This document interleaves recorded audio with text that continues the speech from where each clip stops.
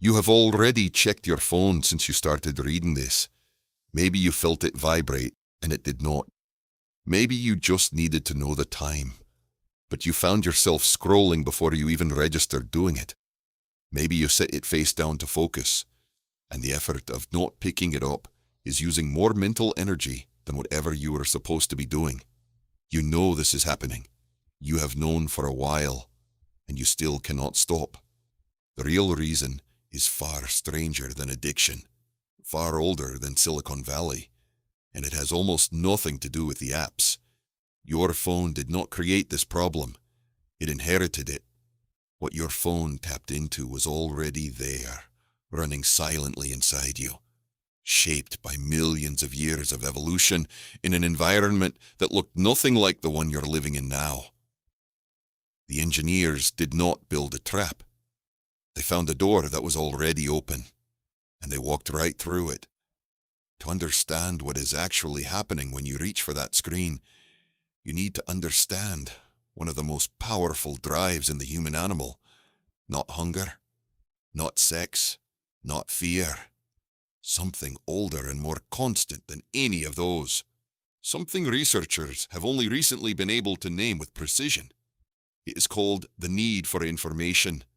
Not information about anything specific, just information. Novel, unpredictable, potentially relevant information.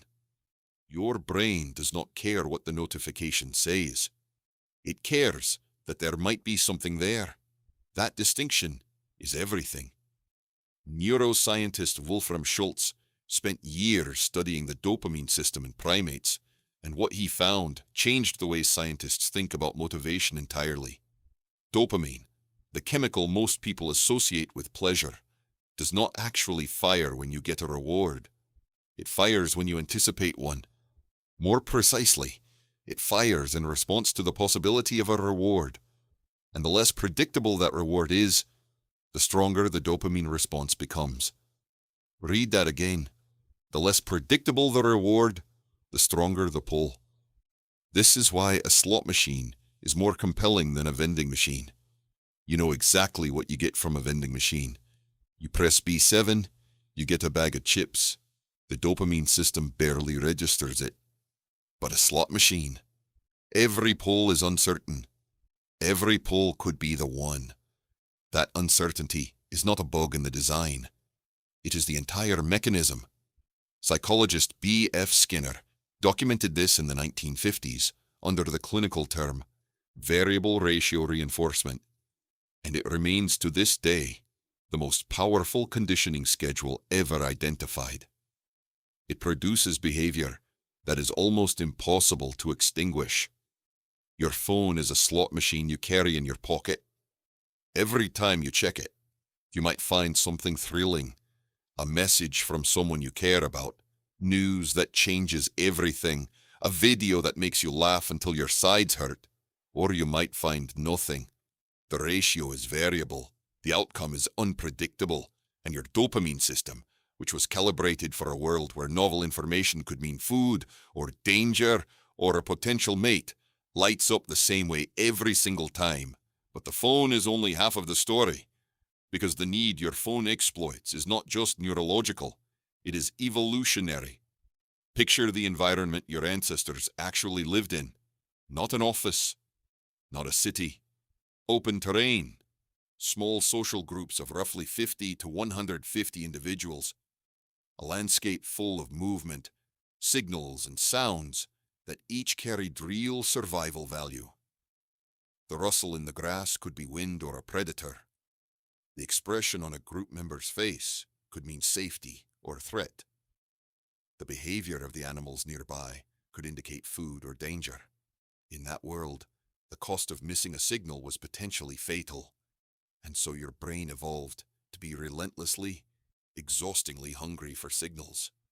Anthropologist Robin Dunbar, whose work on social group sizes and cognitive evolution changed how scientists think about the human brain, argued that the primary driver of human intelligence was not tool use or language, but the management of complex social relationships. Your brain, at its evolutionary core, is a social monitoring machine. It developed its extraordinary size and complexity, largely to track other people, who is allied with whom, who is angry, who can be trusted, who has information you need. Now consider what your phone delivers, several hundred times a day. Social signals, status updates, expressions of approval and disapproval, information about who is talking to whom, who is upset, who is thriving. Your ancient social monitoring system, which evolved to track 50 to 150 people in a physical community, is now receiving signals from hundreds or thousands of people simultaneously across a network that never sleeps, never pauses, and is specifically engineered to generate the maximum number of potentially relevant signals per hour. It is not that you are weak. It is that you are running hardware that was never designed for this much input. Researcher Larry Rosen, who has spent decades studying the psychology of technology, found that the average person checks their phone every 15 minutes or less, and that this checking behavior is driven not by actual need, but by what he called the anxiety of disconnection, a low-level fear that something important is happening somewhere, and you are not aware of it. This is not a modern neurosis. It is a very ancient drive wearing a very modern costume. There is a specific name for this feeling in the research literature. FOMO, the fear of missing out, gets treated as a millennial cliché, a shallow cultural habit. But the underlying mechanism is anything but shallow. It is the direct descendant of a survival drive that kept your ancestors alive on the savannah. Miss the signal, miss the food source, miss the approaching threat, miss the shift in social dynamics that determines your place in the group. In the ancestral environment, missing out could kill you. Your brain does not know that missing a notification cannot. And here is the part that most people never consider. The phone is also exploiting something uniquely human that goes even deeper than social monitoring. It is exploiting your capacity for imagination. Unlike every other animal on Earth, you can generate threats, rewards, and social scenarios entirely inside your own head. You do not need a predator to be afraid. You do not need a reward to want one. You can imagine a message you have not received and feel the same neurological pull as if it were real. You can picture what someone might have posted and feel the dopamine spike of anticipation before you even unlock the screen. Psychologist Daniel Gilbert at Harvard, whose research on effective forecasting revealed how badly humans predict their own emotional futures, found something remarkable in related work. The human mind, when not given an external task, defaults almost immediately to social simulation, imagining other people, imagining interactions, imagining what others might think or feel or do. Your brain's default mode is not rest. It is social rehearsal. And your phone, which promises to convert that imagined social world into actual real-time data, is perfectly positioned to exploit it. So what do you do with all of this? First, you stop blaming yourself. The pull you feel is not a character flaw. It is a nervous system running ancient code in a modern environment. The engineers who designed these systems understood, either intuitively or explicitly, exactly which drives they were tapping into. You're not weak for struggling against them. You are human. Second, you understand that willpower alone is a losing strategy.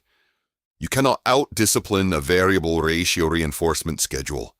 The slot machine always wins in the long run. What you can do is change the environment. Put distance between yourself and the device.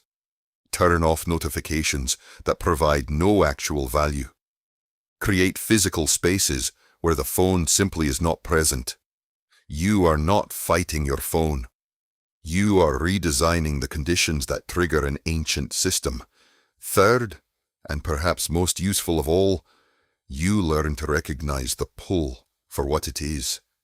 That specific itch, that restless reaching, that low-level anxiety when the phone is not nearby. That is not your phone talking. That is 2 million years of evolution, tugging at your sleeve, insisting that you check the perimeter, monitor the group, scan for signals. You can feel it without obeying it. The engineers found a door that was already open. That door was built into you, long before there were engineers, long before there were phones, long before there were cities or offices or notification sounds. It was built in a world where staying connected to your group and staying alert to novel information was the difference between surviving and not. You have checked your phone at least once since you started watching this. Now you know exactly why. And that is the first step toward actually doing something about it.